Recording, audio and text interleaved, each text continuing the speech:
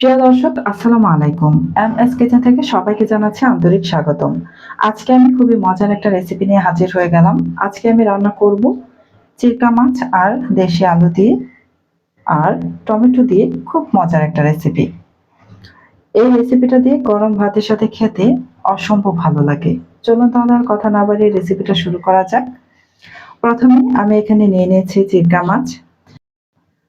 মাছগুলোকে কেটে বেছে ধুয়ে পরিষ্কার করে তারপর অর্ধেক পরিমাণ নিয়ে নিয়েছি।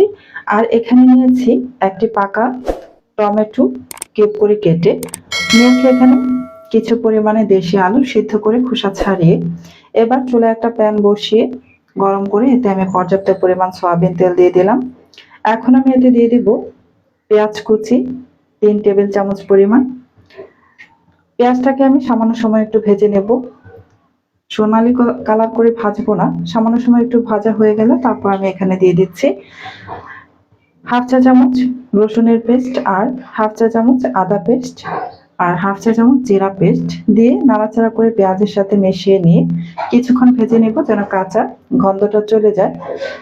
কিছুক্ষণ ভেজে নেওয়ার পর এখানে আমি দিয়ে দিচ্ছি পাকা টমেটো কিউব করে কেটে রাখা। টমেটোটা দিয়ে নাড়াচাড়া করে নিলাম। এখন আমি এতে দিয়ে দিচ্ছি স্বাদ মতো লবণ।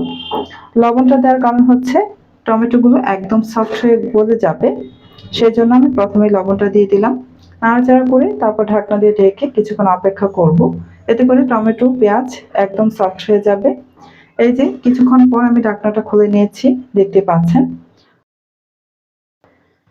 একটু নাড়াচাড়া করে নেব। পেঁয়াজ আর টমেটো সফট হয়ে গিয়েছে, দেখতে পাচ্ছেন। নাড়াচাড়া করে নেওয়া হয়ে গেছে। এখন আমি এতে দিয়ে দিব গুঁড়া মশলাগুলো। প্রথমে আমি এখানে হাফ চা চামচ হলুদের গুঁড়া দিয়ে দিলাম, 1 চা চামচ মরিচের গুঁড়া দিয়ে দিলাম। এখন দিয়ে দিচ্ছি হাফ চা চামচ ধনিয়ার গুঁড়া। এবার নাড়াচাড়া করে সমস্ত কিছু একসাথে মিশিয়ে নিলাম। মশলাটা যেন পুড়ে না যায় সেই জন্য আমি এখানে সামান্য একটু পানি দিয়ে দিলাম মশলাটা ভালোভাবে কষানোর জন্য। খুব বেশি পানি দিবেন না, অল্প পরিমাণে পানি দিয়ে তারপর মশলাটা কষিয়ে নেবেন। এখন আমি ঢাকনা দিয়ে রেখে বেশ কিছুক্ষণ সময় ধরে মশলাটাকে একটু সময় নিয়ে কষিয়ে নেব। মশলাটাকে যত ভালোভাবে কষাবেন রান্নার টেস্ট ততই ভালো আসবে। চুলার আঁচ একদম মিডিয়াম টু লো হিটে রেখে তারপর মশলাটাকে কষিয়ে নিতে হবে। দেখতে পাচ্ছেন আমার মশলাটা ভালোভাবে কষিয়ে নেওয়া হয়ে গেছে। এখন আমি এতে দিয়ে দিচ্ছি চিংড়ি মাছ কেটে ধুয়ে যে পরিষ্কার করে রেখেছিলাম। আমি হাফ কেজি মাছ ধুয়ে পরিষ্কার করে তারপর এখান থেকে অর্ধেক পরিমাণে নিয়ে নিয়েছি। এখন আমি দিয়ে দিব সিদ্ধ করে নেওয়া আলু। এবার নাড়াচাড়া করে মিশিয়ে নিচ্ছি। আপনারা চাইলে আলু সিদ্ধ না করেও একদম কিউব করে ছোট ছোট করে কেটে তারপর ব্যবহার করতে পারেন, সেভাবে রান্না করলে খুব ভালো হয়।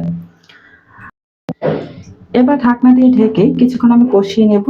এখানে কোনো পানি দেওয়া যাবে না, পানি ছাড়াই কষিয়ে নিতে হবে। চুলার আঁচ একদম মিডিয়াম টু লো হিটে রেখে একটু সময় নিয়ে কষিয়ে নেব যেন মাছ আলু খুব ভালোভাবে কষানো হয়। বেশ কিছুক্ষণ পর আমি ঢাকনাটা খুলে নিয়েছি, কষানো হয়ে গিয়েছে। একটু নাড়াচাড়া করে নিচ্ছি।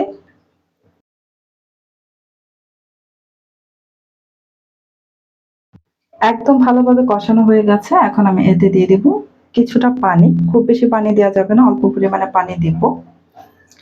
অল্প পরিমাণে পানি দিয়ে হালকা হাতে একটু নাড়াচাড়া করে নিয়ে এবার ঢাকনা দিয়ে ঢেকে ঝোলটা টেনে আসা পর্যন্ত রান্না করব, যেন হালকা মাখা মাখা অবস্থায় ঝোলটা থাকে, খুব বেশি ঝোল যেন না থাকে। হালকা মাখা মাখা অবস্থায় রেখে তারপর নামিয়ে নিব। এই যে দেখতে পাচ্ছেন বেশ কিছুক্ষণ আমি রান্না করার পর ঢাকনাটা খুলে নিয়েছি। এই যে ঝোলটা প্রায় টেনে এসেছে, হালকা মাখা মাখা অবস্থায় আছে। আমার রান্নাটা হয়ে গেছে, তাই চুলাটা অফ করে দিয়েছি। দেখতে পাচ্ছেন কত সুন্দর হয়েছে রান্নাটা, আর খেতে তো ভীষণই মজার ছিল। আপনারা চাইলে এভাবে সিদ্ধ আলু আর টমেটো দিয়ে চিংড়ি মাছ রান্না করতে পারেন, খেতে ভীষণই ভালো হবে। আজকের মতো এখানেই শেষ করছি। আবার চলে আসবো অন্য কোনো দিন নতুন আরো একটি রেসিপি নিয়ে। আপনারা অনেক বেশি ভালো থাকবেন, সুস্থ থাকবেন। আর আমার রেসিপিটি যদি আপনাদের কাছে ভালো লাগে একটা লাইক কমেন্ট আর শেয়ার করে দিবেন। আল্লাহ হাফিজ।